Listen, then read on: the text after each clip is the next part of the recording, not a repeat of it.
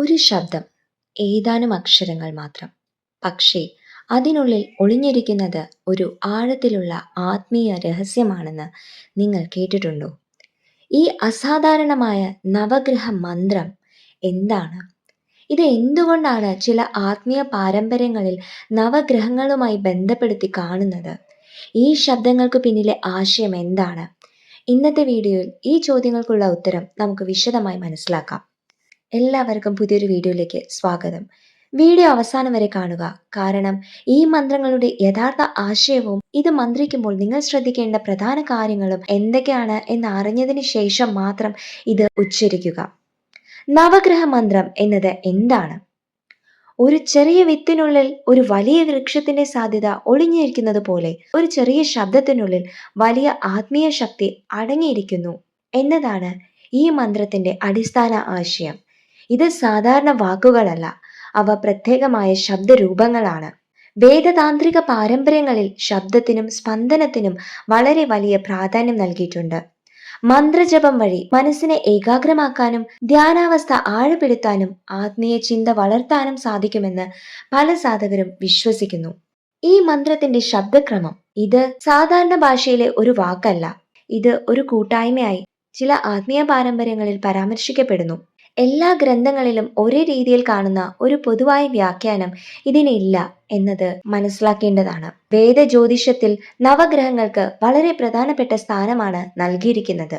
നവഗ്രഹങ്ങൾ സൂര്യൻ, ചന്ദ്രൻ, ചൊവ്വ, ബുധൻ, ഗുരു, ശുക്രൻ, ശനി, രാഹു, കേതു ഇവയെ പ്രകൃതിയുടെയും മനുഷ്യ ജീവിതത്തിന്റെയും വിവിധ ഊർജങ്ങളുമായി ബന്ധപ്പെടുത്തി പാരമ്പര്യമായി വിശദീകരിക്കുന്നു. നവഗ്രഹ ഉപാസനയിൽ വിവിധ മന്ത്രങ്ങൾ, സ്തോത്രങ്ങൾ, ധ്യാന രീതികൾ എന്നിവ ഉപയോഗിക്കപ്പെടുന്നു. ഒരു മന്ത്രത്തിന്റെ ശക്തി ശബ്ദത്തിൽ മാത്രമല്ല, അത് ജപിക്കുന്ന വ്യക്തിയുടെ വിശ്വാസം, ഏകാഗ്രത, ശുദ്ധമായ ഉദ്ദേശം, സ്ഥിരമായ സാധന, ശരിയായ ഉച്ചാരണം എന്നിവയുമായി ബന്ധപ്പെടുത്തിയിരിക്കുന്നു. മന്ത്രജപം മനസ്സിനെ ശാന്തമാക്കാനും ചിന്തകളെ നിയന്ത്രിക്കാനും ആത്മീയ യാത്രയിൽ സഹായിക്കാനും ഉപയോഗിക്കപ്പെടുന്നു. ജപിക്കുമ്പോൾ ശ്രദ്ധിക്കേണ്ട പ്രധാന കാര്യങ്ങൾ: ശരിയായ ഉച്ചാരണം പഠിക്കുക, ശാന്തമായ അന്തരീക്ഷത്തിൽ ജപിക്കുക, സ്ഥിരതയോടെ പരിശീലിക്കുക, ആത്മീയ പാരമ്പര്യങ്ങളെ ബഹുമാനിക്കുക, മന്ത്രങ്ങളെ വെറും ഭൗതിക ഫലങ്ങൾ നേടാനുള്ള ഉപാധിയായി മാത്രം കാണാതെ ആത്മപരിശോധനയുടെയും ധ്യാനത്തിന്റെയും മാർഗമായി സമീപിക്കുക. ഇപ്പോൾ കുറച്ചു നിമിഷങ്ങൾ കണ്ണുകൾ അടയ്ക്കുക, ശരീരം ശാന്തമാക്കുക, മനസ്സിലെ ചിന്തകളെ പതുക്കെ വിട്ടുകളയുക. നിങ്ങളുടെ ശ്വാസത്തിലേക്ക് ശ്രദ്ധ കൊണ്ടുവരിക. ശ്വാസം ഉള്ളിലേക്ക് എടുക്കുമ്പോൾ ശാന്തി അനുഭവിക്കുക.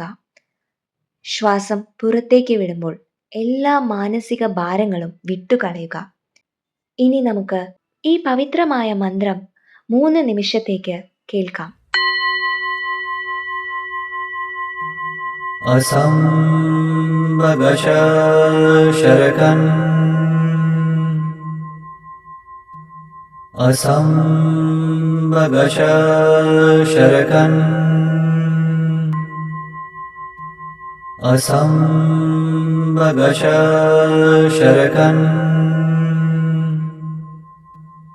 അസംബഗശരകൻ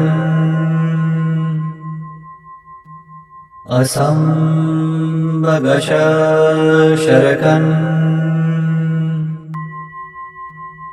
അസംബഗശരകൻ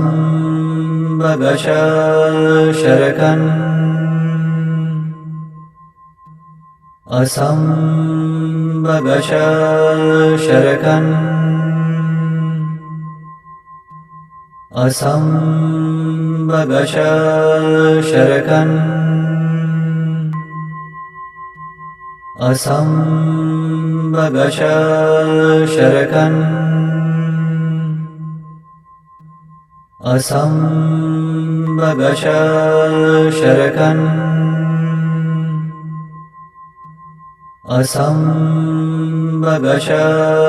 അസംബഗശരകൻ അസംബഗശരകൻ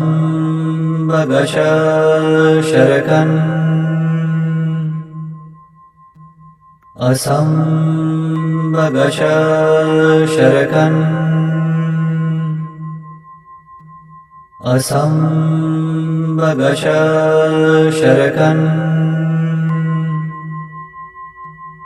असम्बगशरकन्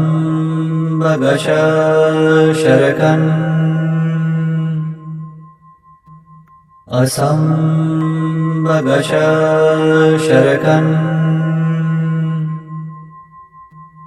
असम्बगशरकन्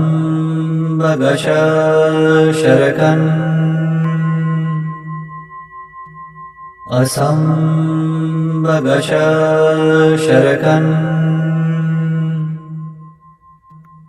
असम्बगशरकन्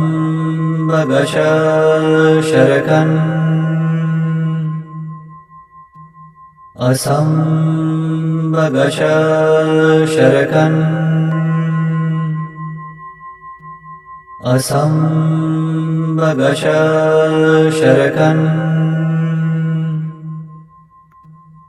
असम्बगशरकन्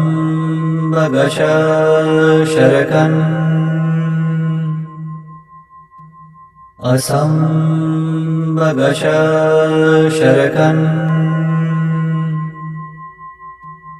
असम्बगशरकन्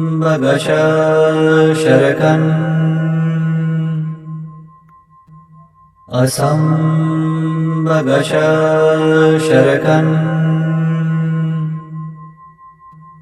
असम्बगशरकन्